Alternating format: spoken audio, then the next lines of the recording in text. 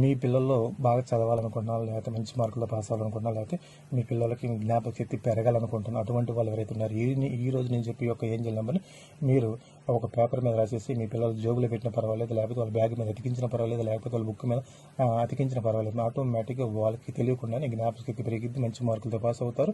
వాళ్ళకి విద్యా బోధన అని చెప్పేది అర్థమైంది అన్నమాట. వాళ్ళు ఇంటెలిజెంట్గా మారిపోయేదని వాళ్ళు ఎగ్జామ్లో కానీ దేంట్లో సరే మంచి మంచి ర్యాంకుల్లో పాస్ అవ్వడం జరిగింది. అటువంటి పవర్ఫుల్గా నెంబర్ అనమాట. ఆ నెంబర్ అనేది చెబుతాను, రాసుకోండి. ఆ నెంబర్ వచ్చేసి 4993294 4993294. ఇది వచ్చేసి పిల్లల కోసం అన్నమాట.